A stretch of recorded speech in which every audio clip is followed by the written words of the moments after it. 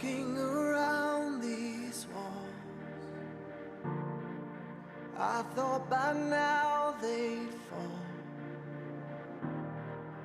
but you have never failed me yet.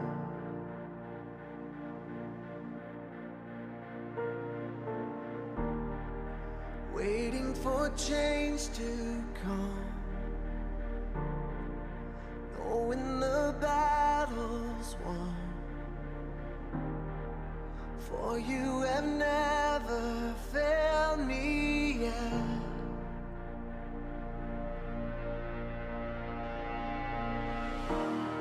Your promise still stands, great is your faithfulness, faithfulness. I'm still in your hands, this is my confidence, you've never failed me yet.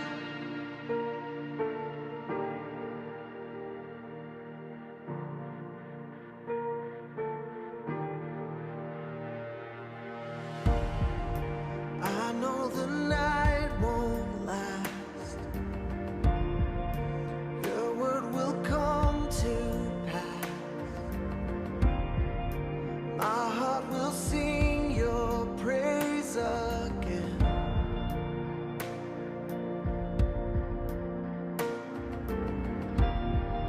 Jesus, you're still enough. Keep me within your love. My heart will sing your praise again.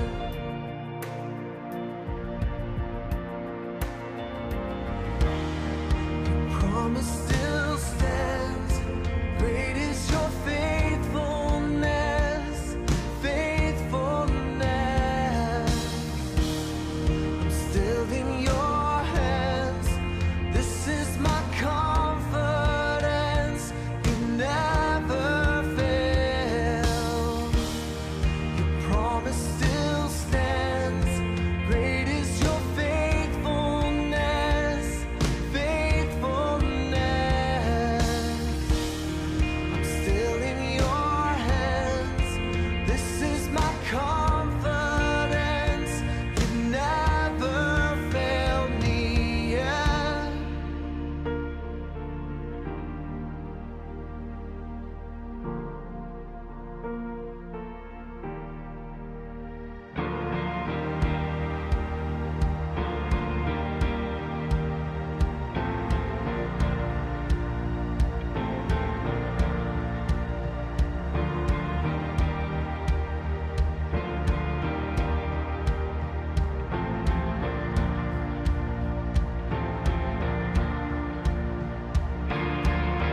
I've seen you move the mountains, and I believe I'll see you do it again.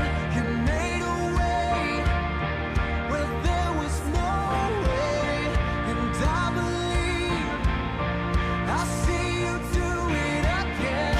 I've seen you move the mountains, and I believe I'll see you do it again.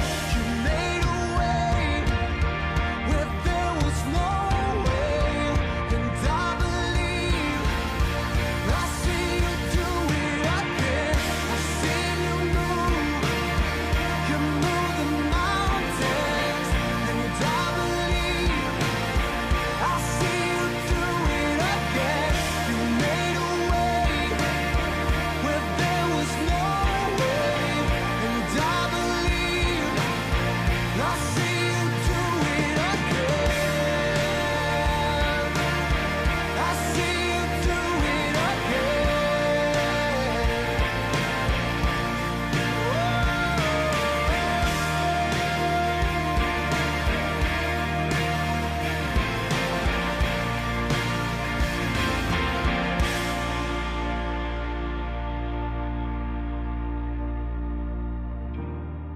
Your promise still stands, great is your faithfulness, faithfulness.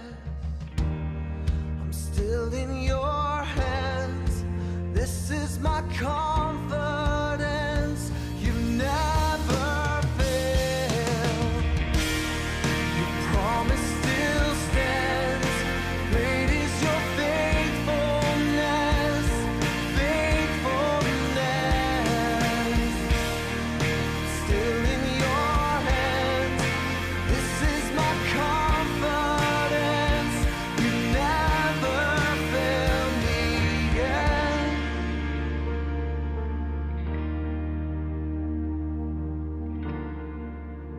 And you've never failed me yet. And I never will forget. You've never failed me yet. And I never will forget.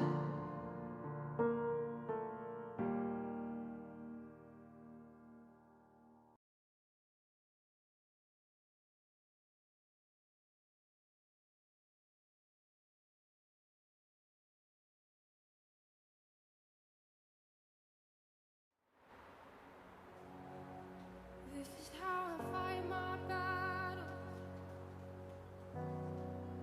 It's stable.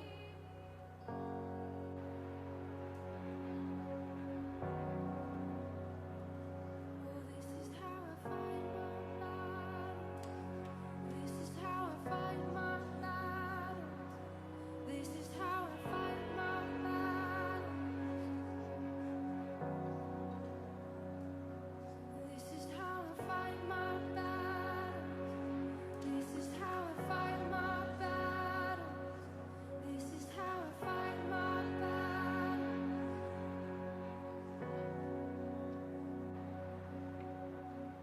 It may look like I'm surrounded, but I'm surrounded by you. It may look like I'm surrounded, but I'm surrounded by you. Oh, it may look like I'm surrounded, but I'm surrounded by you. It may look like I'm surrounded, but I'm surrounded by you.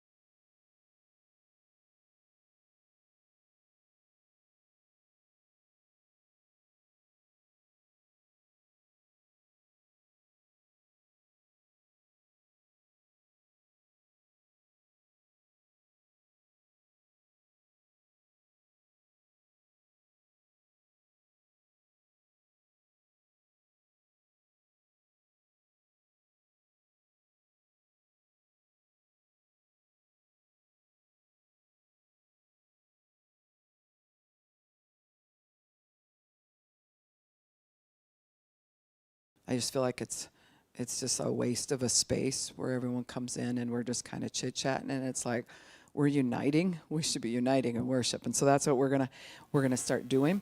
We're very excited. We've gotten some calls from some pastors in the area who are saying, I'm sending my people, I'm not able to be there, but they're starting to participate in that way. And they're using the videos that are happening. So if you want to know what Faith and Freedom is about, you can just look up Word of Life, Faith and Freedom, and it'll show you the next speaker. And then a lot of people will just stop there. Oh, there's the next speaker. But you keep scrolling down, and when you scroll down, all the previous sessions are on there. So you can get the question and answers and all that, because we don't put it on YouTube. We put it on, BitChute, or I don't remember what it's called. Kevin knows. But anyways, because we don't want them booting us off our YouTube channel just because we're dealing with governmental stuff. And so you're welcome to be a part of that. Be sure to share that, because really, if people can't be there, this is our way of going, hey, watch this video. Hey, watch this. We could spread this through the region and get the same information out without them ever showing up, which would be really powerful. Then in June, I just talked with Mark Anderson, who was just here. He got called back here. I don't think he's still going over to India just quite yet. But he's called back here to speak 14 Challenge again. There was such a move of God. They're like, you need to come back. So then he called me and said, I'm already in Minnesota. What can we do? And so he may be here for the Lion's Den the 15th and the 22nd. So just kind of keep that in mind, and we'll get some flyers rolling. If I can get him here on the 15th and the 22nd, I will. Otherwise, he's for sure coming the 22nd and the 26th. So these are some things coming on up. Next week, my husband and I will actually be out of town, so there will be no Hope Dealers. That is on the 19th. So, all right. I'm sure you remembered all of that. You're like, yeah, I got dates in my head. And so we'll try to get flyers and stuff to back that up. Just remember there's no Hope Dealers here on the 19th. We are actually going to start advertising on the billboard here in town and some different things like that. And I was going to go ahead with T-shirts for Hope Dealers about almost probably a year ago.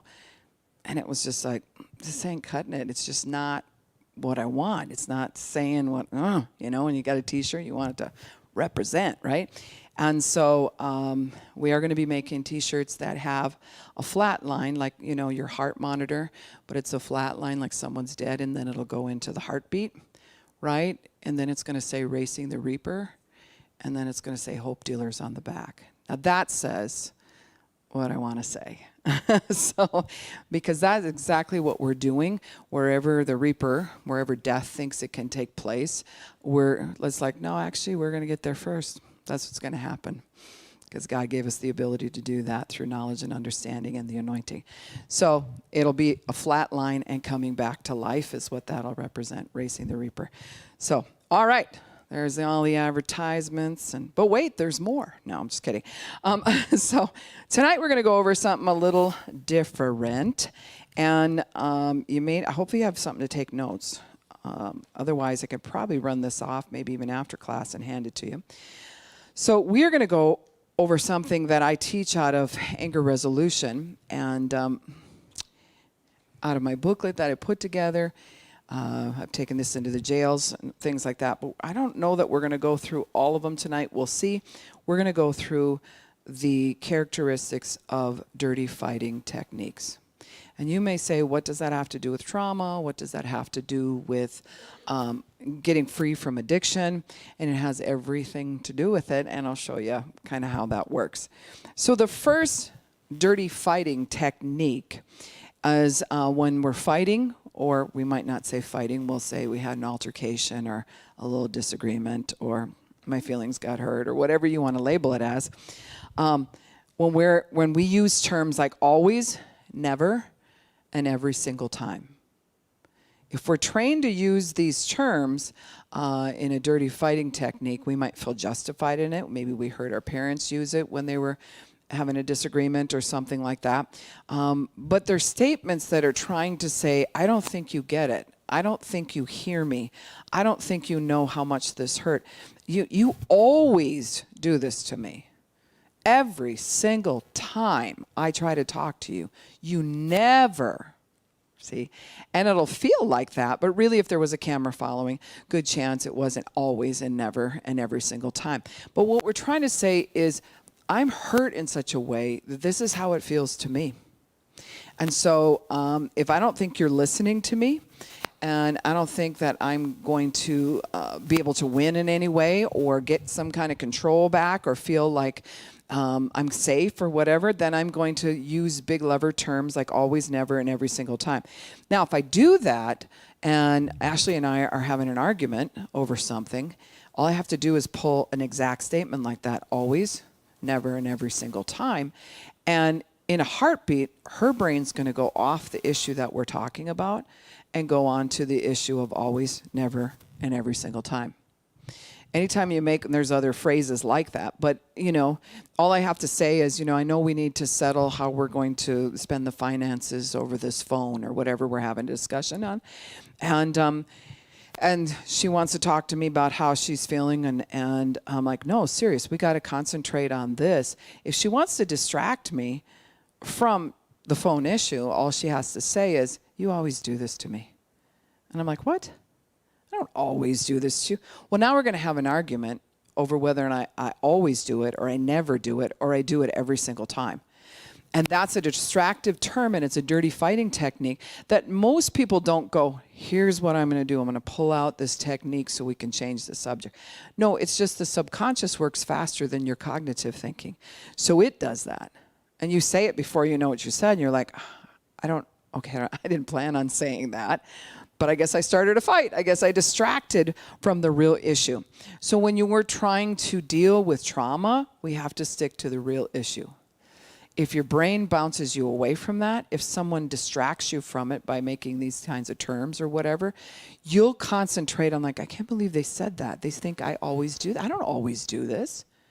You'll be more hung up on the always, never, and every single time than you will on solving the problem. Does that make sense? Does anyone see themselves having used those terms, always, never, and every single time? Yeah. This is just how you are, right? Any statement like that is just like, causes the person to just go, well, I'll tell you how you are. You never do such and such. I do too. Nuh-uh. Every time I try to talk to you, I never do that. And we'll go back and forth like that. And so now we're arguing over a term rather than like, what are we talking about? And this is where a lot of times people will argue for a good hour over that type of stuff. And then later they'll think, well, now what was the thing about we were trying to solve? So it's really important that we understand that dirty fighting technique. The other one is the archaeologist. So we'll see if you can peg yourself, or if you've been cornered by an archaeologist. An archaeologist, sometimes I do a whole class on the archaeologist, because to be an archaeologist, you don't just take a shovel and go dig up a dinosaur bone. I know there's a dinosaur under there, it happened a long time ago, right? That's what archaeologists look for, things that happened a long time ago, and you're going to dig it up. So when you go to dig that up, you're not just going to take a shovel or a pick and just hammer at it and then, there it is. No. You are going to build a fence around it, because now you've discovered a dinosaur. I've discovered what's really happened. I'm going to hold on to that memory. I'm going to stay in the past. And this thing happened. I think there's a Tyrannosaurus Rex under this. It might be a Brontosaurus, but I am pretty sure this one has teeth. And I am going to focus on it. I'm going to spend my time, energy, and space in my brain to dig this thing up. Well, then you get out your little brushes and your little tools, right? And dig up every bone. Nobody's allowed in that space, because you're digging up the past. Then you'll take that, open your museum, and say, see, that's what he did to me. That's what she said to me. Here it is. I can prove it. I know the details of it. And all someone has to say at that point is, you say this every single time. I don't believe you. You don't say that to the archaeologist. They will go berserk, because they know they've been on the dig for a long time. And it's their dig. So what happens is, let's say that you produced that Tyrannosaurus Rex, and it was deadly, and it died there, right? It's in the past. But that significant other, or that loved one, has dug it up now, But you've actually moved on from that spot. You've asked forgiveness. You've been forgiven. You've chose to forgive others. And it's not really a museum. You want to be like, let's go hang out with the old past, right? Let's go dig up T-Rex. And so you don't care about the little brushes. You didn't take the time to do that. You're actually like, I want the pain of that gone, and I actually want to move on.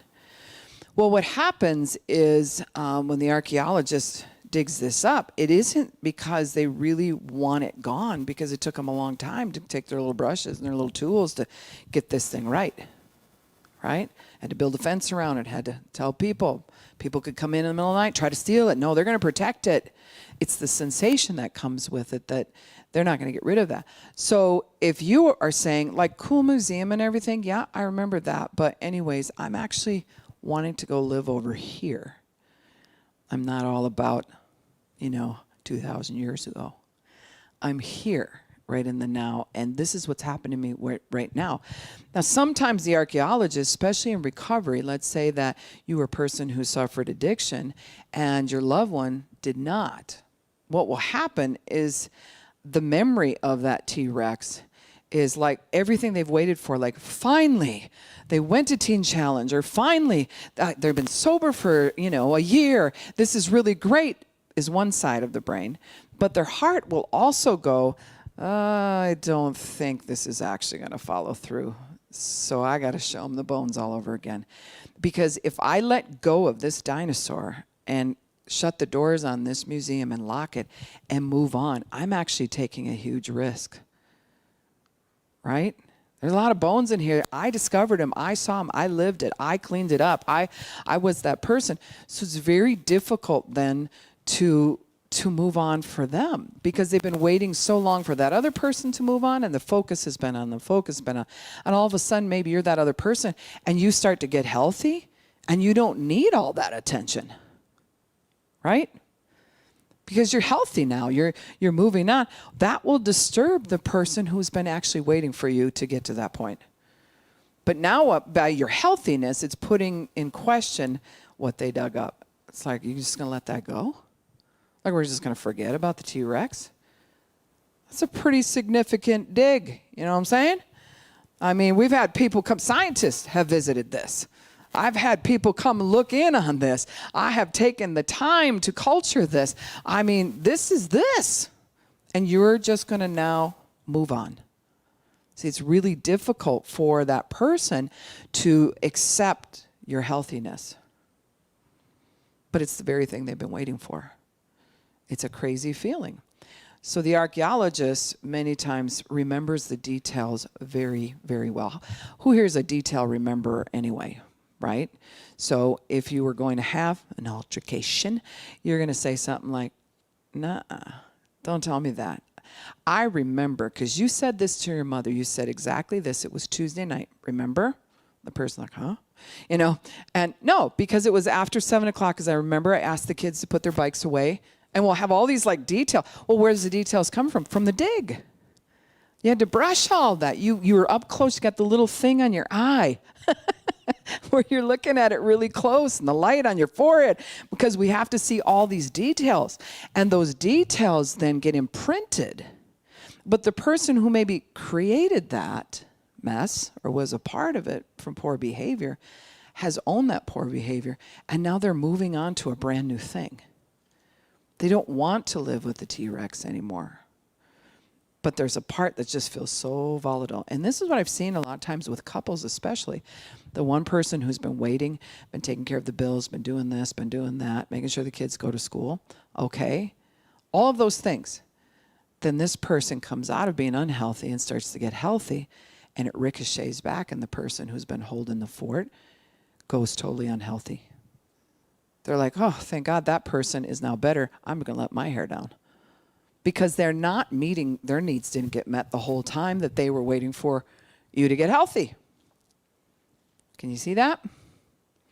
And so then there'll be a suddenly where they'll fall apart, or they'll, feel like they're going to go use, or whatever it is that the weakness is, it'll show up during that time. So the archaeologist digs up the past to win or to get control back.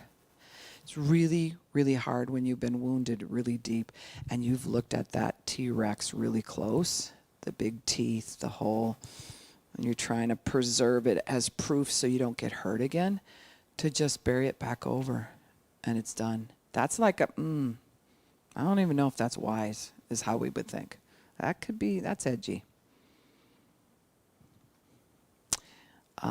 So the archaeologist is pretty intense.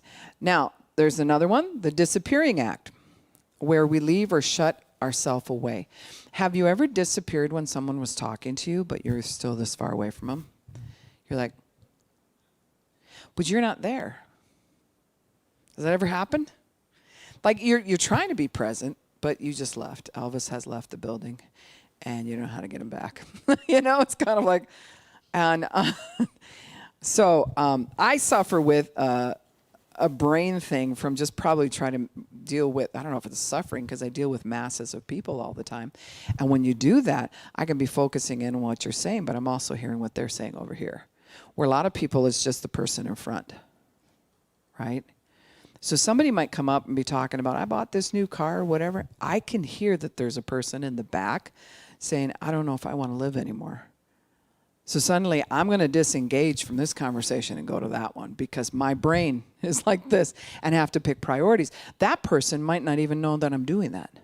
And I can't explain it to them. I just go, I'm going to have to deal with something. And they're like, huh? Thought we were talking about cars. Yeah, but there's somebody really hurting, right? So the disappearing act, you can actually disappear right there in front of the person. You're hearing, but you're not hearing. You're seeing, but you're not seeing. Just checked out. Now, if you do it to a higher degree, almost like a spectrum, then you're going to isolate, lock yourself in your room or your apartment or whatever it is. And this is a whole, it's dirty fighting because maybe there's not a fight, but there's some resolve in your life that's needed. And so maybe it's your accountability partner, maybe it's Empower, maybe it's whoever that's helping us along through whatever therapeutic thing we are, or our pastor or whoever. It's like, I ain't coming out and seeing them because if I do, then I'm going to have to engage. And if I engage, then it's going to be this thing, and I don't want to do the thing where I cry and do the whole, so we'll disappear. But it's dirty fighting in the sense that we have asked people to be a part of our life, and we're actually requiring people to love us. But when they do and we disappear, it's passive aggressive toward them. I'm not talking about like, I'll talk about it with you, I just need a break. That's different. This is like, I ain't talking about it. I got to get out of here. I got to disappear. And then we'll do the avoidance thing. And that's a form of dirty fighting. Yeah? Anyone here done that? Yes, me too. So another one is the joker or the sarcastic comments. Proverbs 26, 18 and 19 actually talks about this, where the joker or the sarcastic comments is that way of like, well, I'm not going to full out engage, fight with you. I'm not going to disagree with you and show you like my mean side or how hurt I am, but I am going to crack a joke. And I am going to change the subject, or I am going to turn a crowd. I have it many times when I'm in recovery groups and we're in a circle and people are just coming in and they're about to sit down or whatever. There's an uncomfortability because you're all facing each other, nothing in front of you, right? That's what helps us to disclose ourselves a little bit more. You have to be more open to do that. And when we're in that setting, inevitably people will start cracking jokes. And some of them are really funny. But some of them cross over into sarcasm, and it changes the mood of the group. It also changes whether or not people trust that they can disclose anything. They're like, that was a little bit critical, so I ain't saying nothing tonight. To keep a safety in the group, we can't have sarcasm. Right? So the joker or their sarcastic comments, if you're trying to disclose your feelings or trying to really, you're right in a spot of really unloading something and someone cracks a joke because now they're uncomfortable, so they're trying to make it lighter when that's not what's supposed to be happening right now. When somebody's crying, sometimes it's a spot to be like, come on, and make them feel better. Most of the time, if they're working through trauma or whatever, it's their moment to cry. And we don't crack a joke at that time. We don't get sarcastic at that time. We go there with them. We hold their hand, we sit there with them, and it's like, this hurts. I might not even be feeling what they're feeling, but this hurts. So, joking and sarcastic comments is also a way of many times taking control back or dealing with our own uncomfortability. If we want to control through it, if I want the group to think a certain thing, maybe pastor wants us to do the group a little different. He tells me that, and then I crack a joke about it, trying to deflect it off of me, which really tells you I disagree with him, but I can't say that. Right? So I'm going to crack a joke that kind of changes the mood, which then eventually will be like, some of you might go, well, I kind of agree with her. I know she was just joking, but so you can change the mood of a crowd by cracking a joke. It can be very powerful by being sarcastic and all of a sudden pointing something out. And then just, man, you are uptight. I was just kidding. Sheesh. And then we'll try to pull it back. Jesting is what the Bible calls it. It's very similar to jousting, except you're doing it with words. And if you think about the kings of old, they had gestures that would come in, right? And what would they do is something that the world does right now. What do they call that when you roast someone? Have you seen that? When comedians come in and they'll just cut them. And everyone's like, ha, ha. And usually the person who's being roasted is like, but you can tell it hurts. They don't like it, but somehow they have to do it because they're popular. Yeah. So we don't want to ever take on the ways of the world to do that. Disarming, dirty fighting technique. We don't want to be a joker or sarcastic. The silencer gun. Okay, the silencer gun can be where nobody can hear it, but it's set to take control. So let's say you're having a family reunion and you feel like you disagree with certain things, or you really want to call somebody on the carpet, but you don't want to do it in front of everybody. You just wait. And like we here, if you're down in eating here, you got the open space that would be more noticeable. You just wait for him to come into the dessert room. It's a little office or whatever. Stand next to him, get your piece of cake, and make a comment. Just make a comment. Right? And it can be something so hurtful like, so this is what you're doing with your life now. So what I just said is I just put them in question. And then I just leave. I shot him. Nobody heard it, but I shot him. And it's dirty fighting technique. And then if that person was to bring it up, and just say, well, you said something really hurtful. Well, what did I say? Moi? I don't know what you're talking about. I was just in there getting cake with you, and it just seemed like you were upset. I'm like, if I've hurt you in any way, and then you stand there going, right? They got you. You've been shot. And there's no way to hold them accountable. It's like a slippery fish. It's a very much a passive-aggressive way of dirty fighting. Have you experienced that? Yeah. I've been shot a few times myself. It can be. You can gaslight it. It all depends on what you say to the person. Just all I have to do is lean over, say a little bit of something, and move on. And I just started a fire. And it just spreads from one person to the next. And then when it gets around, people forget that you're the one who said or didn't know. Or if they try to hold you accountable, it's like, look, all I did was try to help her. I don't know what you're talking about. It's a dirty fighting technique, Mach 10. Some of these are so slippery that if it's happening to you, try to get a hold of it and make it stop. It's just like, it's frustrating. Teenagers are good at this. Sometimes toddlers are good at this, right? Sometimes they are. If they know how to guilt you or whatever, they'll just do. I mean, a little kid's way is not very silent. I hate you, Mom. I mean, that's pretty out there. But it is a gunshot wound. It's like, oh. And then you're like, well, I know they're just a kid and they don't know what they're talking about. Or do they? I mean, that's what it does to your brain, like, shriek, shriek, shriek. Maybe I'm a bad mom. It'll get something started just because they said that thing, right? But then, after your second, third, fourth, and for us, 12th kid, You're just like, really? Well, I love you anyway. Anyways, get your chores done, and by noon we're going to be doing this. I mean, you just move on. It's not. But in that first time when they're just like, I don't like you. You're a bad whatever. That's more of a loud gun, right? Then you're like, well, maybe I am too harsh, and I'm just a poor parent or whatever. So, or if they're having poor behavior, you can actually be like, I'm a poor parent because apparently I birthed this child and screwed them up somehow because they're acting this way. Well, it's in their little flesh at 3, 4, 5 years old. It's just in there.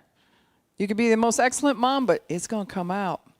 I actually like that it would come out when they're younger rather than there are some kids that, I've had parents say, never showed a behavior, never was defiant. And then at 14, and it's like, shriek, shriek, and it's, oh my gosh. And they don't even know who the kid is anymore. It's like, what happened? And I sometimes don't know if the kid knows why that happens, but they're like, well, I never really got in trouble, so maybe we should try this. I think it's a good time. And they do. And they try everything. So the palm reader. The palm reader is that person that'll say, this is what I see you doing. I know exactly what you're doing. No, wait. I'm talking. I'm going to tell you what you're doing. And you're like, no. Seriously, you do this every single time. And I know exactly what you're trying to do. You're trying to manipulate me right now. You're trying to get control of this situation. See, and it'll go like that. And then we're mind reading at that point. We don't really know what's going on inside their head. And even if they are trying to manipulate, you don't need to announce that to them. You're just picking a fight when you do that. You're like, let me announce something to you, and then you can punch me in the face, and then I'll punch you back with my words. So the palm reader really feels like they've checked the perimeter. They know what's going on, and it drives the palm reader batty when you have a person like myself who will sit in a situation. We used to, like I said, had 12 kids, and at one time we had 5 13-year-old girls, all from different families. I know, I'm still here. It's a beautiful thing. But we used to do family meetings, and in family meetings, sometimes we would hand something to the person who's talking. No one else gets to talk until they hand that on to somebody else. Oh, it's hard, especially when you're 13. You're like, and they're saying something that you just can't. You're just like, I'm just going to implode. I can't. And they'll just sweat because they want to be able to share. So with the palm reader, if you take action like that, like they can make big statements. We call them shock and awe statements. Like if I took your palm and just read it right now and be like, oh, I see this in your future. This is what you're going to do. Those are big statements. And what it does is it shock and awes the person and kind of can take control and throw them off. But when you don't let them, they can play that card, but you ain't playing that game. You don't have to get mean. This is what I see you doing. Okay, are you done? No, it's this and this and this. Okay, that's your opinion. Thanks for sharing. They're already thrown off when you do that. Because, and I've done this over and over. No, you don't understand. No, I heard you. I heard what you said. Is there anything else you want to add to that? They're not used to being heard. Part of their thing is to usurp the control. They come up because they've been wounded and they've been hurt. So they'll come up and be the guru right now. I'm the palm reader. I'm going to tell you what you're going to do. And I know all and see all. I can read your mind, right? I know your future. No? And so when you're dealing with somebody who's doing that, you got to let them talk because they want to be heard. But then you can't go there, can you? It's like, well, that might be your opinion, but let's get back to the real subject of what we're dealing about right now. Why did you take the car keys? No, see, I know what you're doing. You're judging me over my brother, and you're blah, blah, blah. Well, now you're reading my palm. You don't know what's in my heart. See, that's how the palm reader works. It's like, hold on. And part of how you get rid of that is like, we can talk about all those things, but right now we're sticking to the issue. What's the issue? You took the car keys without permission. Oof. Adults will go bonkers when you try to hold them to the issue. Am I not right? Has anyone ever tried to hold you to an issue? I've been held to an issue. Thought I was going to my head was going to explode. I was like, no, I am not understood. And then, but really, and if we just realize that if we settle the issue, then we can talk about all those feelings. But if we talk about the feelings first, we are never going to settle the issue, are we? This is going to go on for days. And no matter what you say about how you feel, I'm never going to suffice that. I feel like you're doing, and I feel like you're doing, okay, but this is where I'm coming. Yeah, I know, but this is what I think, right? And so you can't get at it because it's very slippery and it'll just keep moving around. Because they would have to say, okay, well, I guess I was wrong, and maybe you are feeling something different. Let's talk about what are you feeling. If they don't have the skill to do that, then it just goes that constant movement. So, are we okay? Everyone's looking a little serious, like, oh, snap, do I do these things? But this is very important when it comes to recovery. We have to understand some of these things.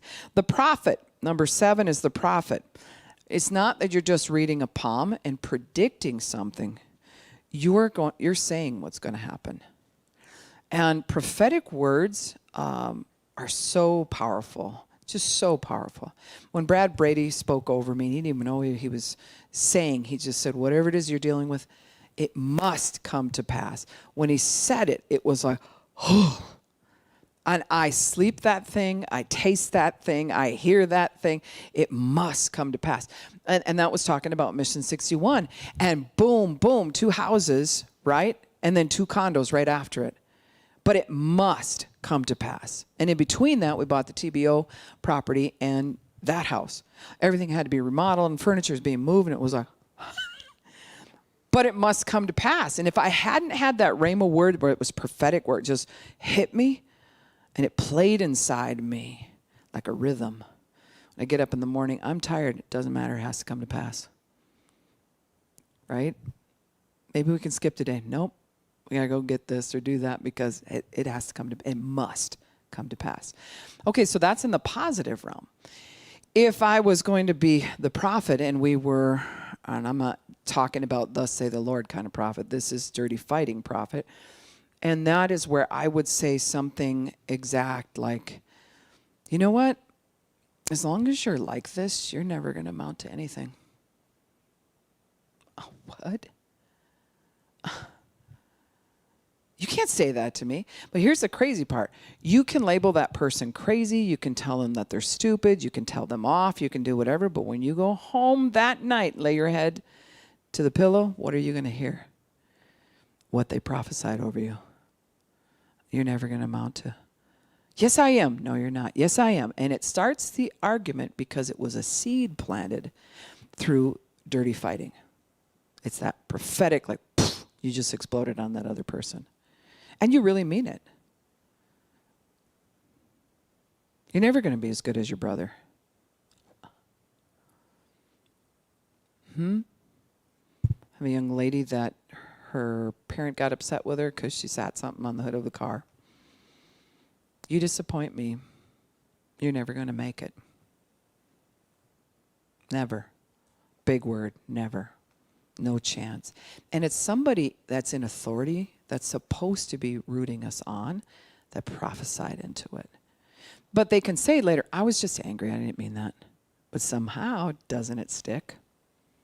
So it's sometimes it'll stick so much that what fired together, wired together, and then you end up going through deliverance or something to try to get that to unwire because it's a sentencing prophetic word over you, and somehow you were porous at the moment and whoosh, it went in. There is a place you grow to that people say things like that, and you can just smile at them like, oh, I'm sorry you feel that way. And I go to bed at night, I'm gone. I'm out. I'm not dreaming about this phrase. It might be certain people can say that to you. Doesn't bother you at all. You don't receive it. It can take the one person that you trusted or you felt safe with or that you're looking for love from, and they prophesy something over you like that just because they're mad. And they forget they said it because they were ticked at the time. And you never forget they said it. Oh, that's pretty strong. That's dirty fighting. You know what's going to happen, and you predict and call the future. That's the prophet. So far, we're only on number 7. There's 2 pages of these, and the Lord just gave them to me as we went down the line, and I just kept writing them down over time, probably because I either did them or had them done to me, and it was like, well, there's another one. Life experience shows you where to go, right? The voice tone controller. That's a dirty fighting technique. It's either going to be too loud or too quiet. Too loud is to dominate. You know, if I said to my son when he was little, no, you're not going over to the neighbors. Why? Why am I not going? Calm down. You're not going over to the neighbors. Right? It's a decision Dad and I have made for whatever reason. Sometimes I give a reason, sometimes not. I don't have to give every detail to an 8-year-old. They need to respect me because I'm mom. Now, there's a time and a place that I would do that.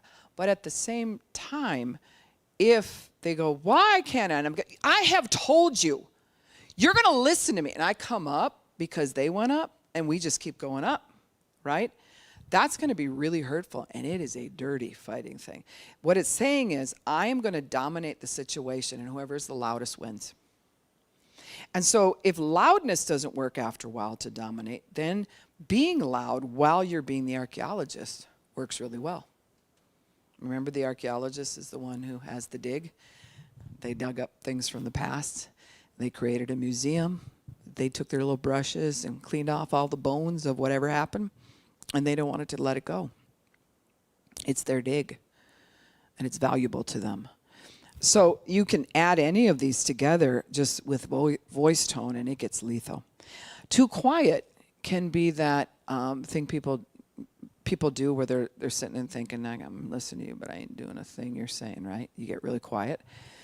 But if you want to be passive aggressive, you say something on your breath. Ever do that with one of your kids? You know, I used to do this with my mom. All right, that's what you're going to do. Okay, fine. Then I walk up. Stupid thing. I don't know. Excuse me, right? Isn't that what parents usually say? Excuse me. Were you talking to me? What?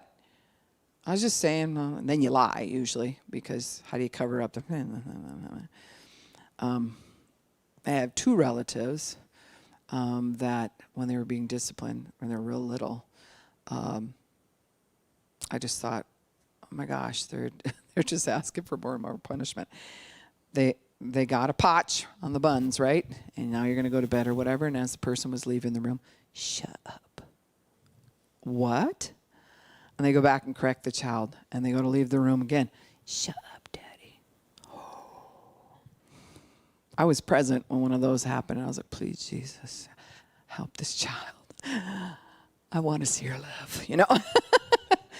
And sometimes the cingulate in a kid will get stuck. And what they're doing at that moment is, do they really want you to shut up? No, they want to win. They want to have the last say. And you cannot let them have the last say. Because if you let a 4-year-old have the last say, they're going to have the last say the rest of your life in parenting. You said this, but I will have the last say. Fine, whatever. Stupid parents. What? That's dirty fighting techniques. So if you have something to say, you say it to my face. If I have something to say, I'm going to say it to your face. If I want a dirty fight, though, I'm not going to say it all to your face. I'll say it under my breath. I'll say it to the friend I'm standing next to.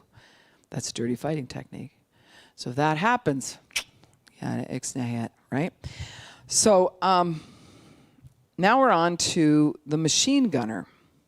The machine gunner, there's no breaks for you to communicate.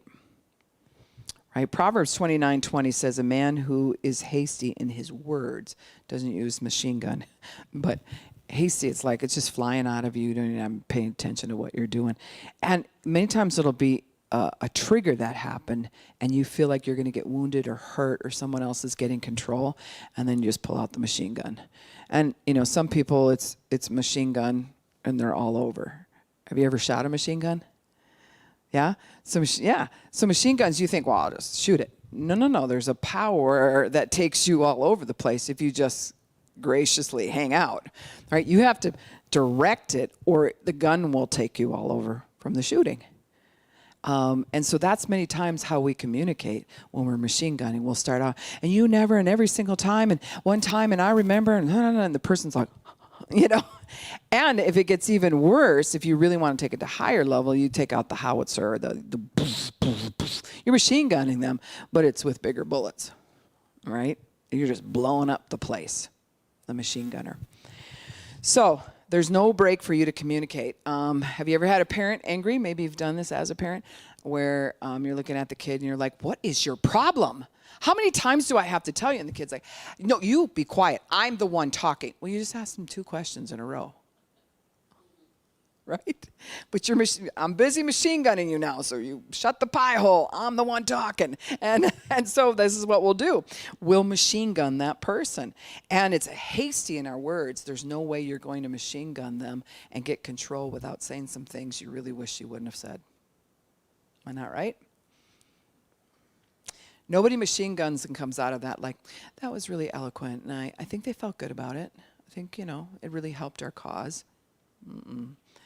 They're just like, you smother me, I can't even breathe. I'm out of here. I can't talk to you. You took all safety away. And so if you say, can we talk about something? They're like, well, they don't know if you got a machine gun or not this time. So they're like, I don't know if I want to talk, right? So the lever puller. Here's another one. The lever puller is usually does threats. We've talked about that one before, where you're in the middle of a discussion or something like that, and you can't. Your brain, the neuroplasticity in your brain is only stretched so far, and it can't see the answer for anything because it's never experienced the answer for whatever you're talking about. That's why many times we'll argue about the same thing over and over, because we haven't experienced something new. So it'll only come to a certain point. That's all the further your brain stretches, and it's like, well, I'm out of info, and this is as far as we can go. Then we'll repeat the behavior. The lever puller will announce when they're out of info by saying, you know what, fine, I'm done.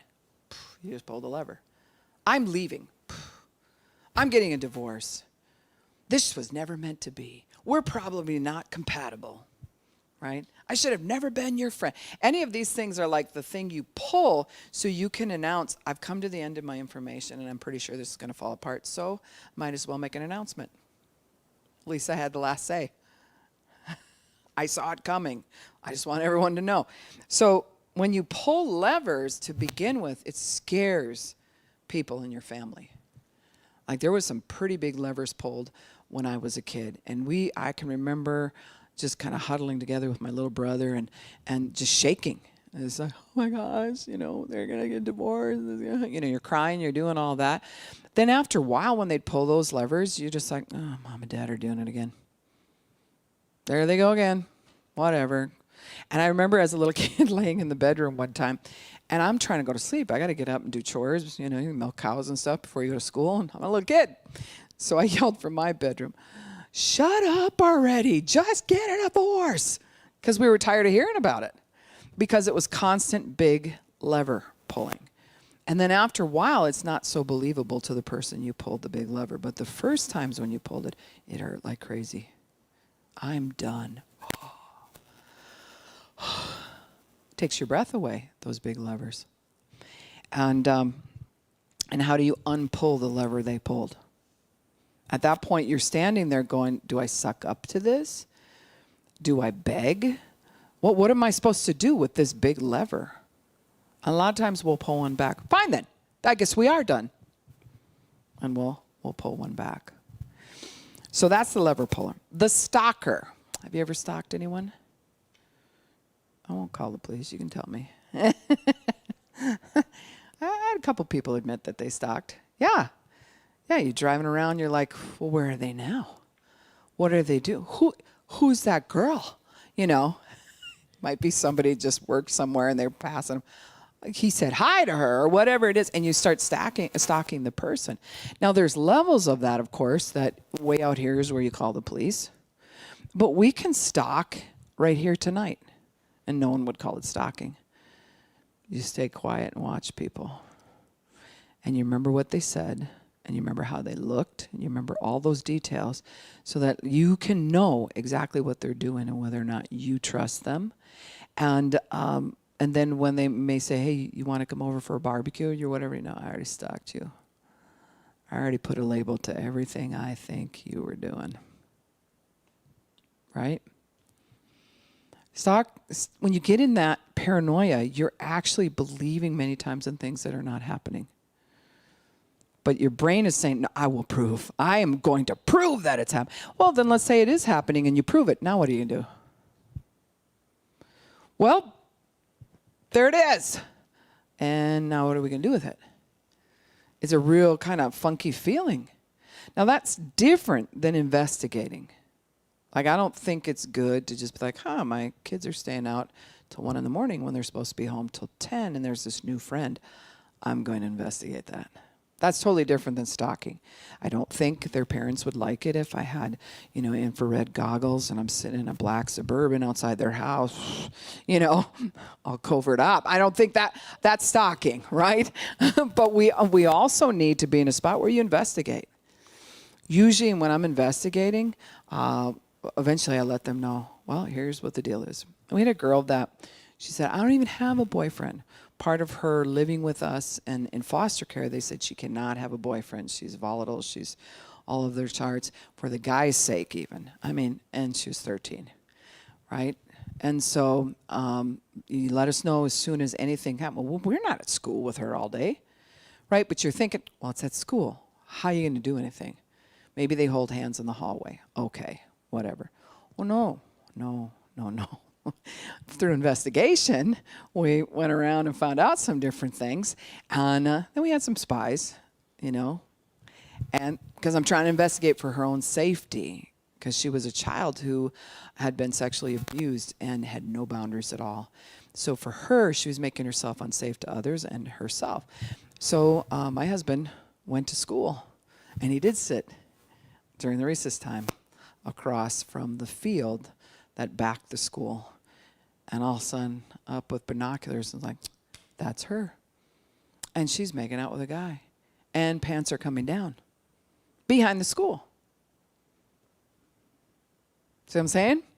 It's time to investigate that, right? So you go into the school and you say, here's what's happening behind the school right now, and we need to address this, right? That's not stalking. That's keeping people safe. But we'll feel like when we're stalking somebody that we're keeping ourselves safe. I'm gonna get dirt on them. And when I get the dirt on them, I'll prove to them I'm not the one wrong. I'm gonna watch their every move. They accuse me of this. If they're so bad, get away from them. Break up, get out of that relationship. But somehow we'll prove the different things even, and we bring it up to them like they're gonna go, you got me. I love you so much. Thanks for stalking me. I'm just going to own all those behaviors now, and I'm just going to turn around totally, and I just want to let you know how much I love you. Honey, thank you. That is not what's going to happen. But when we do it, we'll display the information like as if they're going to do that, and then we're mad that they don't because we stalked them. Investigating is a total different thing. I can tell you what, somebody asked me, and I'm quite forward on this kind of stuff, especially on a Wednesday night. If they thought that their significant other, their husband, whoever, wife was sleeping with somebody, is it right to look on their phone? I don't know. What do you guys think? Is it right to look on their phone?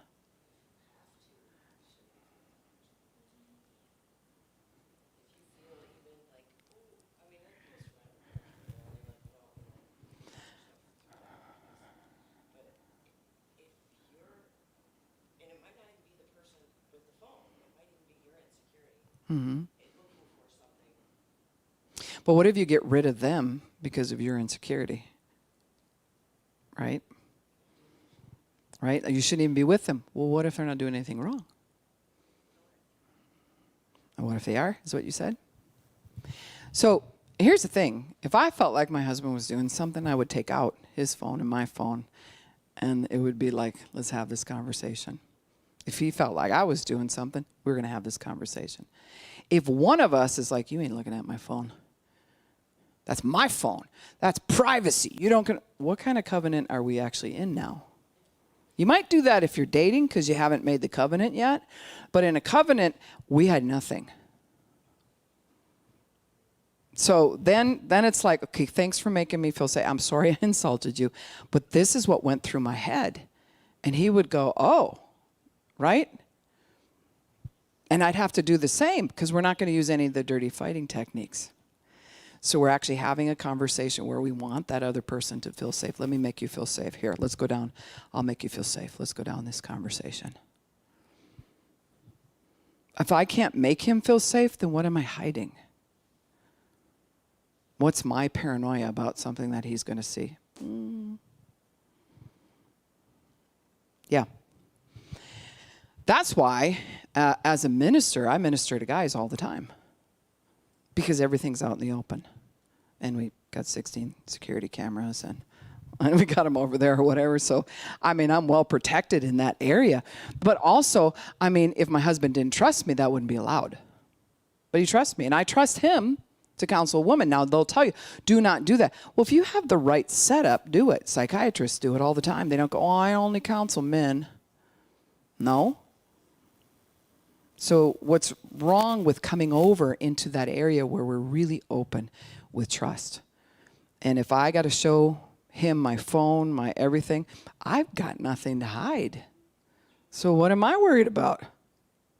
So it isn't an invasion of my privacy because I'm not writing anything or doing anything that I really want private. If there's abuse going on, that's when we go, you ain't looking at my phone. Right? And we pull back because we don't feel safe. I don't know what you're going to do with that information. I don't know what you're going to say with that information. And the more unsafe you feel, the more private both of you will get. And it's a breaking of the covenant. See how that works? Now, if I was dating a guy and it was 3 months into it and he's like, I need to see your phone, I'd be like, no, actually you don't. You don't get that kind of control. I haven't made a covenant with you. I'm my own person. You be your own person. Let's work this through, right? So, and if that's all it would take for the person to walk, then you're right. Then I didn't belong with them to begin with. That's an unsafe deal. Yeah. Yeah. Yeah. So it can be foreign, right? It can be foreign to be like, you just let him see. He can dig through anything. Everything we have belongs to both of us. Like we don't have, that's my checkbook and my money. If I got an inheritance of $100,000 tonight or somebody walked up and gave me $1 million, that's our money. It isn't like, well, honey, I'll see if I can divvy you some. No, I'm in a covenant with him. It's automatic. Everything belongs to the two of us. We are one. I'm very, right? That's when you mix Vern with Mary. Very. And he's Mern. So you take the two names and you become one, right? But I have not lost my identity. I didn't become Vern and he didn't become Mary. Did he? We couldn't be more opposite. Think about it. There's things that are the same, and the same is right where Christ sits. But my personality and everything, totally different than his. I gravitate toward things he does not. I mean, I like things that I'm that person who'll walk through an art store, right? And he'll walk through it and go, well, he's just walking through it to walk through it with me because I'm the one who wants to walk through it. And I'll just stare at pictures and I'm like, wow, because I paint and I like art. And sometimes things will move me that I know he'll go, okay, honey. He'll still honor me anyway, because I shared the thing on Africa, Ethiopia. What I wanted for our anniversary was a sculpture of this lady from Africa holding her baby, because I have Africa in my heart. Now, that is not usually, something, I can get you something for your anniversary. Even that, we're not big surprisers, like out of nowhere he buys me something or whatever. I'll just tell you why, because we don't like to waste money. Where you go, oh, yeah, you never wear it, or you never wear. No, usually if we're going to do something, we're like, let's decide this together. Get the most for your money and your time or whatever. But there's things that will come into agreement, or I'll look like, I have a picture of an elderly couple. People come to the house and they'll look at it and they'll be like, is that your grandma? No. I use it to teach in recovery, and I'll probably bring it here. It's a couple where the older guy, they're both probably in their 80s by the look, and it's raining outside, and he's looking through the window with this longing look, and his wife has got her hand on his shoulder, and she's looking too. So what caught me about that is like, what are they looking at?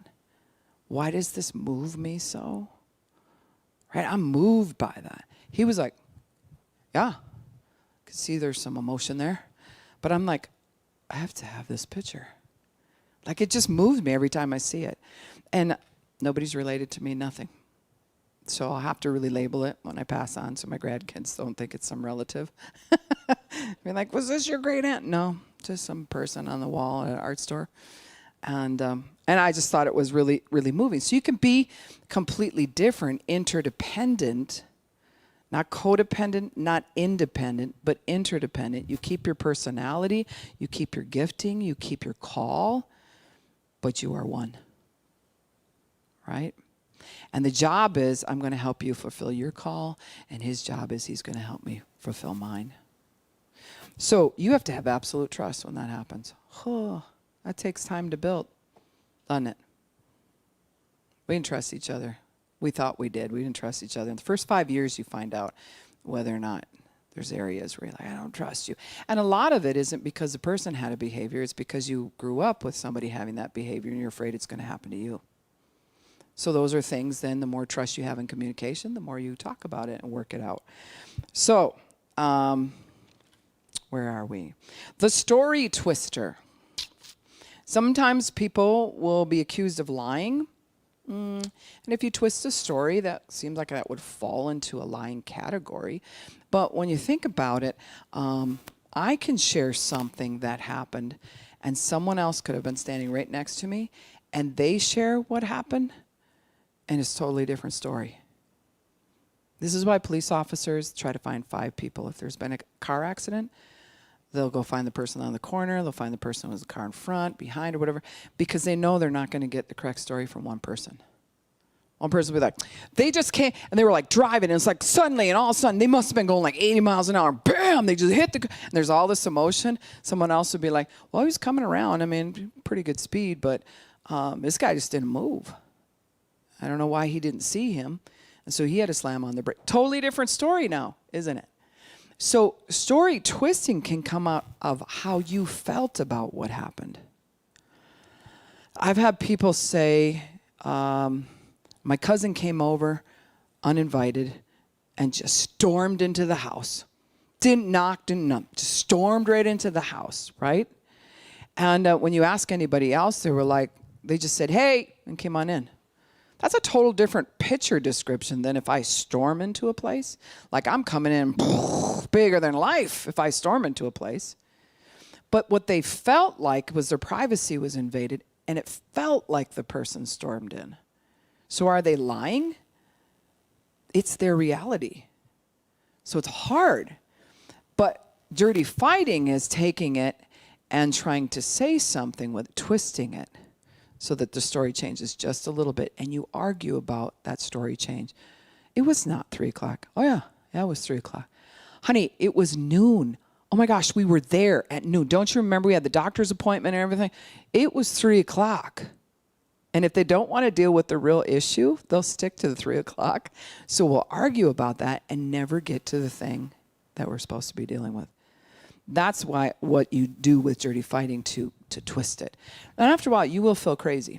Have you ever been in that where you're like, I just feel nuts? Like you come out of that just like, I can't figure out what's up or down. And a person who knows they're doing any of these and they're using them on purpose, not trained behavior, they're using them on purpose, they are looking to break you down. Because if they can break you through these different things, then they have you. Then when you snap, guess what they're going to say? They'll look at you like, you are falling apart. You need to go get counseling. Right? Look at you. Huh.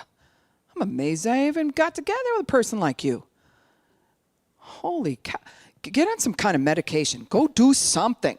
And now suddenly the whole thing is your fault, and you're trying to figure, because you literally are in a panic state. So it isn't like you're going to just be performing really well at that point in communication. You are going to be all over the charts. You might be curled up in a fetal position. I've seen people who've come out of that kind of thing, and because it makes you feel nuts, because it's dirty fighting techniques. The Pharisee is the religious abuse. I see this a lot as a pastor, where, somebody wants to win an argument or whatever. The guy will pull the lever like, you need to submit to me. And usually we'll take a scripture and take it out of context and just throw it. And if you really want to drive it home, you say, God says. The word of God says. And that person is like, well, I don't know if he's mad. Is that what it really says? And your brain starts trying to figure out if that's what it really says, and can that be true? And it's a way of gaining control by using the word of God. That's tight and uptight. It's religious abuse. There was one guy that I dealt with, how he abused his wife was through questions. And, she's going to go to the store. She had to get groceries. They were on a tight budget. She had the list or whatever. And he would just ask her questions like, think God approves of that list? Well, how do you answer? Now you want to please the person because you don't want them to think you're stupid. And now you've got God to answer to regarding this list, and it starts to cause you to micromanage all these little things. And after a while, you can't even go shopping, which is really what the person wants to begin with. I got you out of that thing you were into just by asking questions. Sure you heard God in that? I don't know. There's just sometimes. Now, I ain't going to get into it. I'm not getting into it. I just leave them hang. Right? Just put them in question, leave them hang, and then walk off with an abandonment feeling on top of it. And they're like, that's dirty. That's dirty. Why it's such a dirty fighting thing is because of what it does in your brain. Your subconscious starts going into, I got to defend myself. I have to prove this. I got to get ahead of this. I don't know why he would have said that. Does he not love me? Is he leaving me? Or whoever it is. And you cannot think at that moment when dirty fighting is there. So this says the drinker or the drugger. The reason it says it like that is that's the person who purposely, it isn't a person who suffers addiction. It's a person like, you know what? We're going to have this conversation after I have about 5 beers. I got a plan, because that's when I'm brave enough to rip your head off. So I'm going to go do it. Or I'm going to get so high that I'm going to go do something crazy. And that's when I'll have the control. You'll come chasing me because I'm doing the crazy thing. And what are you going to do about it? It's passive aggressive and sometimes fully aggressive to get it to happen. The last one we're going to go over tonight is the badgerer or the harasser. Have you ever been badgered by someone where you said, I don't know, I got to think about this? Like, think about it. No. You're going to answer me right now. And they start following you around the house. You're like, stop. I'm going to think. No. But they'll just stay on you and harass you and harass you. Then when you lose your mind, they're like, this is what I'm talking about. This is what I'm talking about. Look at you. You're crazy. A lot of us have gone through or seen someone go through that type of trauma. Now, what does this have to do with addiction? Take this list and add 5 beers to it. Right? If you're having these behaviors, add 5 beers to it once. Do some cocaine and some acid, right? Just go gambling. Right? Before or after you have these behaviors. Go gambling and just blow money and lose money or get high on the $20 you won or whatever. These behaviors will increase huge when this is going on. Now, Verna and I didn't do any of those things. And I probably had all these behaviors to some degree or some way because I was going to win. Right?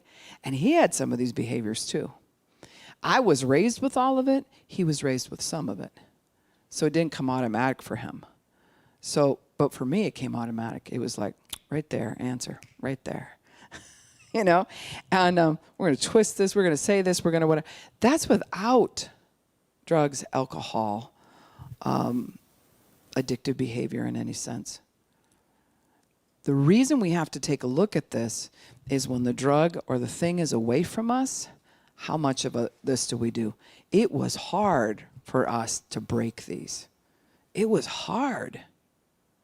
And I'll tell you that when we started to even focus on it, there were times we couldn't even communicate. Because we'd look at each other and be like, I can't say that. Can't do that.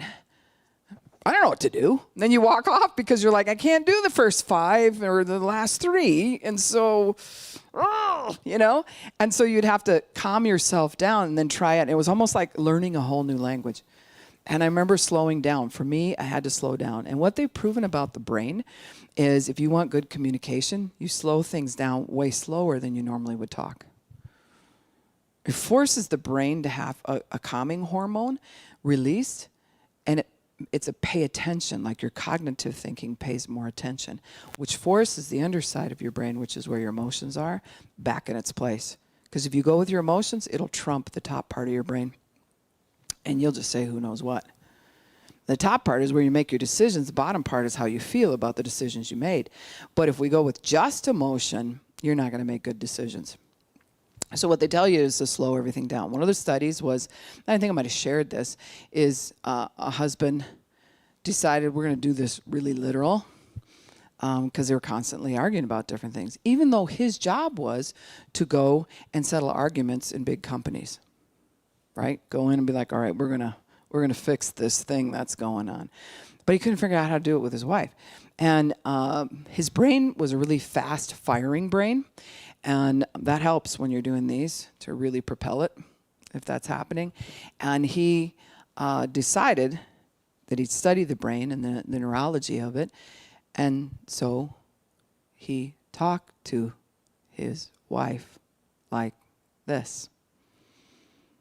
And all of a sudden she was like, why are you talking like this? And they solved, through him talking like that, they solved one of the issues they normally argue about because he slowed it that far down. And he said to her, what do you think about me talking like this? And she said, I like it. How long do we want to do this? She said, through Christmas. And he was like, that's like months away. He said they didn't make it till Christmas, but they did it for a few weeks where they were not allowed to talk at the speed I'm talking right now. This is machine gunning speed right here. Right? If I was going to go into machine gunning and I got the archaeologist backing me up, throw a lawyer in, which is not on this list, who has the proof and the facts, and we're going to win. The lawyer's like, we're going to win. We got the facts, right? And they pull from the archaeologist. Now we're going to go at this thing, and I'm machine gunning you. My voice is talking this fast, and I'm going to go at it. And most people's brains go like this. And if their brain doesn't fire slower and feel overwhelmed, they're going to come back with just as much speed. And now no one's making any sense, but it's getting really heated, and someone can get hurt. See, so there's something to slowing it down. So I have practiced this as part of good verbal judo. I don't always do it, but I'm trying to get good at it, even if the grandkids are arguing or something's going on and she pushed me, she whatever. You slow everything down.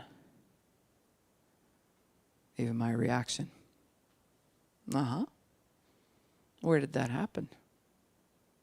She was out by the playground and they did and I said, well, can you look at me when you tell me that? See how awkward? Even your brain right now is trying to meet where I'm at because your brain is firing faster than when I'm talking. So it's forcing it to come down. Now, if you have ADHD, ADD, or something where the brain fires, really fast like that, if you were a pot smoker and you've gone away from it, now your brain is doing this because it's trying to heal. Well, you're going to talk like that. It's going to be really fast. I mean, you might not talk that way, but your brain goes that way. This is why a lot of times people will read before they go to sleep because they can't sleep, but reading will put them to sleep. Because even if you're a fast reader, you are reading at a slower pace than your mind can function. Right? It's like you think, well, the story goes like this, and this is where they went down to the lake. And I mean, you might be able to read that fast, but you've had to slow down to pay attention and be really intentional about it because you're not talking to a person, you're getting words off of a page. And it causes the brain to feel like we just slowed down the factory. I'm just going to read another chapter. And then, and you're laying there sleeping with the book on your face. Ever done that? So it's the same principle when we slow down our speech. Same principle.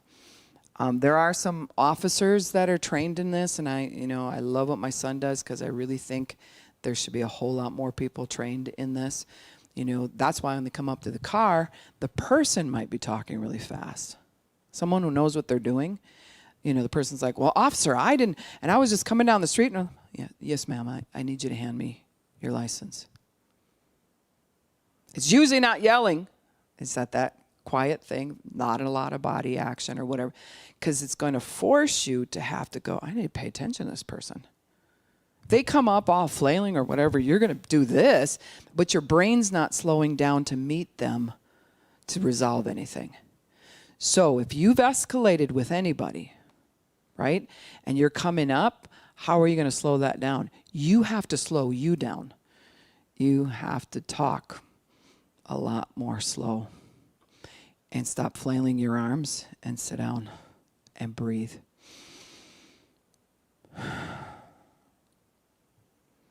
You have to get off the roller coaster and let the adrenaline calm down. This is why you don't, if you've ever, in the 90s, it was big in the early 90s where you'd listen to these, some of them are new age, but you'd listen to these CDs with your cassette or your CD player, and be walking down the street or jogging or whatever. But they'd be, little quiet music and then a trickle of a stream or whatever. And they'd be like, you are a good person. Believe in yourself. They're never like, hey man, this is what you got to think. And no, it's not that. That's what's crazy mad about rap music. Now, I love all forms of music if you put it in the right thing. Like I like NF because when he raps, he really tells the story of how he feels and what he's going to do about it, or even how God thinks, right? His cry out to God or whatever. But he's doing it at a fast pace. And I have to come up because I'm practicing talking slower, right? Having better eye contact. I have to actually let my brain go to come up to how fast he's moving. See what I'm saying? If you're trained by a device moves fast. When you scroll and you go, and it's like, it's almost like a slot machine. It goes. Your brain a lot of people can go into having a seizure just from that. Because it overdoes the brain. It's like, And so if we're used to overdoing the brain, it's very difficult then to focus. You can develop ADHD just by being on computer devices too much, on your phone too much, because we're moving at such a fast pace. This is why we've gone from Leave It to Beaver. I know there's younger people here. Have you ever seen Leave It to Beaver? It's almost like so slow. They still have it on TV.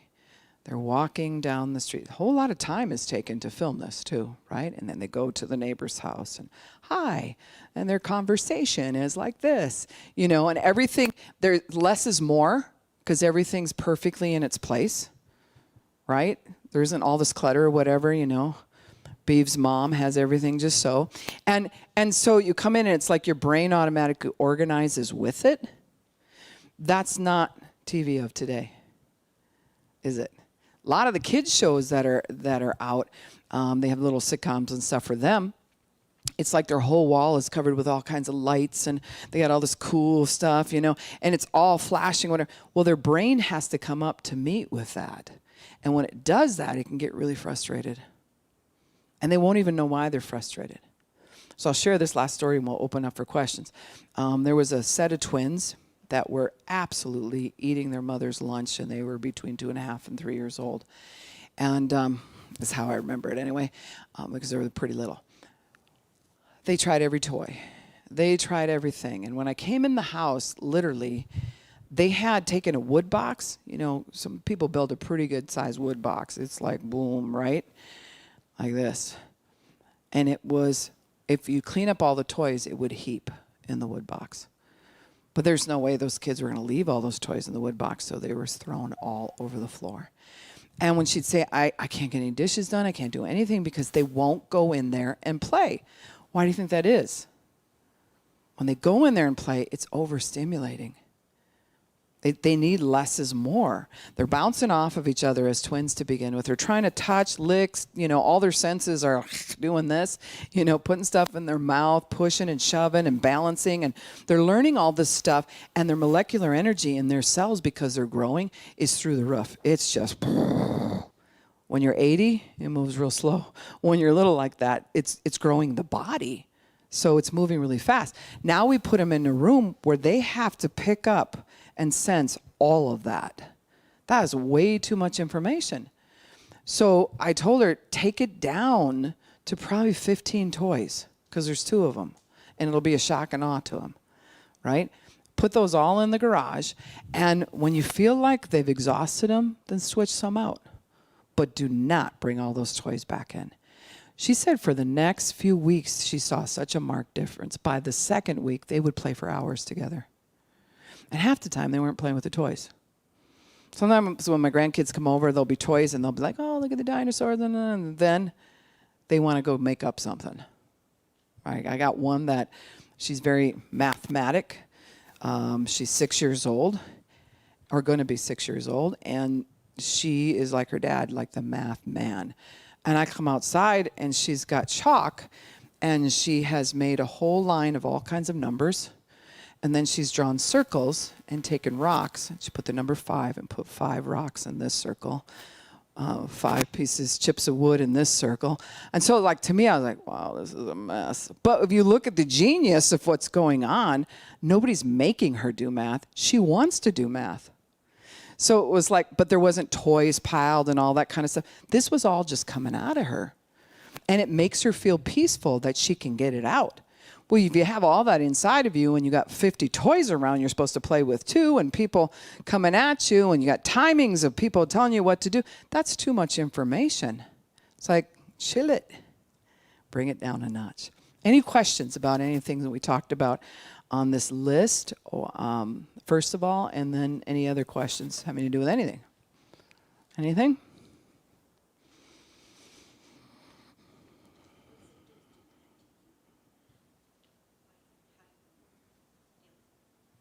Yeah. It takes personal growth to deal with a lot of these, because sometimes it takes us a while to figure out they are doing it to us. And by the time you figure that out, you've been so wounded and so trained that your response is the same response you did the last time. And then you go to bed that night and you go, I hate when I do that. Next time when she says or he says this, I'm going to do blah, blah. And you'll have all these plans in your head, but then when it happens again, you do the same thing that you did the time before, right? So it's a training. So being in classes like this, hearing it over and over, being away from the person, all of a sudden you'll see it what? Wait a minute. I saw some things just by hanging out with more functional people than who I was, right? I call it running with the big dogs. Right? If we're going to run with bigger dogs, they have to have gone somewhere I haven't gone, and they have to have something I don't have. If you run with somebody that's the same level as you, this is my thinking level, well, then you're just going to get the same information you already have. I want to be challenged. And so even by you being here tonight and we go over this, all of a sudden it's I see it all over again. But the more it opens up to you, the more you see it, if somebody tries to do it to you, you'll be like, oh, that's the stalker. We're not doing that, right? And then you'll move to a stage where I have to come up with boundaries for myself to get these things to stop. First we recognize, then we boundary, right? And then we enforce. And it's a stage. And some of these things, if it happened to you when you were a kid, it would feel normal to you. So then it happens to you in a relationship, that feels even more normal. And then you find out it's not. Oh my gosh, I'm going to stop this. That can take years. The other thing that was very powerful for me is I would find things in the Word that talked to me about my value. And it wasn't like I went through the Bible and I'm going to find it. I'm going to find that thing that says I'm loved. And then I'm going to write that down and repeat it to myself 100 times. No, I would just say, God, I want to spend time with you. And as I was spending time with him and reading the Bible, all of a sudden something off the page would just come up and I'd be like, wow, that really spoke to me. So then when someone's doing it, that thing that spoke to you is actually changing your heart and your mind. It's renewing you as a person. All of a sudden it's a different thing. You're like, no, we're not doing this anymore. I love you, but we're done. We're done with that. Not going to have it. Sorry. And it's hard, and you might even feel a false sense of guilt when you draw those boundaries. But if we're not to that point where we have love revealed to us and all those different things I talked about, the thing is we'll dream about drawing a strong boundary. We'll be like, and then I'll get that person arrested, right? Or I'll say nothing at all. See, trauma and addiction will cause you to be all or nothing thinking. I'll say nothing at all, or we're going to do something really big and that's going to teach them a lesson and they'll never do it again. No. We train people how to treat us, right? They train us if we allow them. They train us how they want to be treated, and if we give into that and it's dysfunctional, we'll continue to do that pattern. So you're in a really healthy spot right now just because you're learning and you're growing, and you've learned even before we met, just through different counselings and stuff. It's like, wait a second here. And once you see it, it's like, I have a saying, once you know, you can't not know. Once you see that something's dysfunctional and you realize it, you can try to go back to it, but you can never go back to it the same because it's too late. Now you know. It's like when I got born again and I went to some different parties and I thought, well, I'm still going to have fun and I'm going to lead people to Christ, and I'm out there drinking and it didn't feel right, and nobody told me anything. I just got born again and I'm like, well, I'm trying to reach my friends. We're just trying to have fun. And it's like once God revealed to me, like, no, you got to give up this old life. Once I knew, I couldn't say I didn't know. It was too late. Now I know better. And that's part of what these lists do. Once I know, I can't not know. And not knowing, or knowing holds us accountable. And then eventually his love saturates us, and then we come up loving the other person too. It's crazy. When you're afraid of them, you're going to draw this really harsh boundary. You just want to get them gone. But when you grow yourself, you can look at a person who's being absolutely dysfunctional to you and look at him with pity like, wow, I've moved past that and you're still stuck in it. I am so sorry. You're in this bondage, but I can't go back to your dig, right? And sit there with my brushes trying to figure out what bone connects to what. I'm not going back as an archaeologist, sorry. I've moved on to a brand new thing. And then you grieve through the loss of the old thing while you're trying to grab the new thing.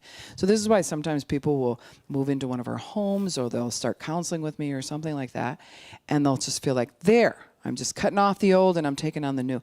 You're looking at 6 months to a year of intensity to get that thing to start getting out of you, right? Just because you're not encountering it doesn't mean you're over it. You're encountering it right here in your head. And you have some things that'll have to be settled that we've talked about, that once that settling takes place, it's going to help just kind of take a load off. Anyone else have a question? Yeah. Could you see yourself? That's only half the list. Just saying. That's about all people can handle, or it feels like a machine gun and you're like, that was way too much. So I want you to think about that. I'm going to run these off and I'll have them for you. But remember, we're not meeting here next week. Let everybody know, and then we'll start back up the following week. At the same time, I'll get these to you so that you can have that list and take another look at it. But the ones that stuck out to you tonight are probably the ones that God's saying, yeah, that's what I want you to deal with first. That's what happened with me anyway. It's like I went down. I didn't have this list because the Lord helped me make this list. But I looked into my life at certain things that stuck out to me. Those were the things I was like, oh my, I don't want to deal with this. But it was time to deal with it. But when that thing was gone, then I first looked at other things. He'll only give you so much, or it'll be too much on your plate. So you just go at it one thing at a time. So, Father, we just thank you. We're going to go out with a worship song or a song of victory, something. Father, we thank you for revealing these things that are off, these things that are actually a dirty way of fighting. Cause us to have good verbal judo, a good way of communication. In the mighty name of Jesus, we thank you for who you are and what you're doing in our lives. Amen. And as he's pulling that music up, I just want to throw something out to you. There is a good chance we're going to be able to have my son either come here or we take the people who want to go to his studio and we learn about self-defense. You want to go? So the first thing you picture is like, no, that's not what we're going to learn about. There's things that we can learn about. It's like, how do you approach a vehicle? What happens if somebody comes up and your window's down and they grab your steering wheel? I've had that happen, right? I went to get in my van right in Braham. Had 2 little kids in the back. Well, actually, I was getting out of my van, and as I did that, somebody just was totally wasted and came up, threw their body against the van, and was reaching for the keys. And I'm thinking, oh, Malanta, this isn't good. We got 2 kids here, and the door of the van's open, and he's trying to get away.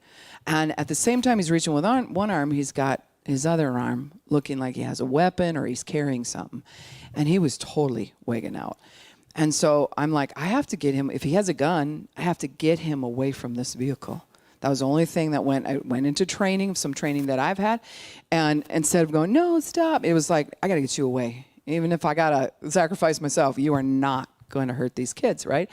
So I just kept saying, hey, I need you to look at me. Get back. No. And I kept pushing him, and I pushed him, and he just was whipping his head and just very volatile. And I pushed him for quite a ways down to a stop sign. It was right near Nicole's. And all of a sudden I said, hey, look at me. You're not getting in the van. And he's, oof, and he just took off running. So I ran back, and my 2 grandsons were sitting there. We closed the door. And so I thought, well, I can't let him get away while I'm calling 911. So we started following where he was at. And I saw him just run, and I knew he had to be really wasted or high because he just threw his body underneath a trailer without looking whether or not he'd hit his head. The skirting was off, and like he just ran up and I can't even imitate it, just threw his body and rolled underneath there, right? And the police showed up, and I said, he's over there, blah, blah, blah.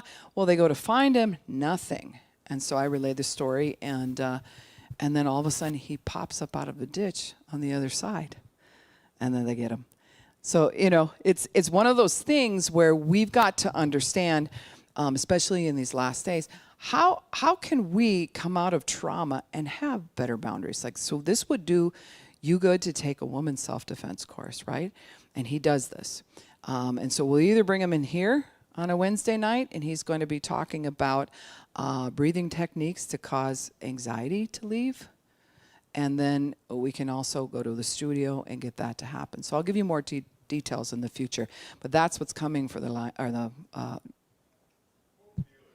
Thank you, Russ. I always have to have Russ to help me. So, Father, yes, we worship you. Let's stand. We'll go out with a song. You got a lot to think about.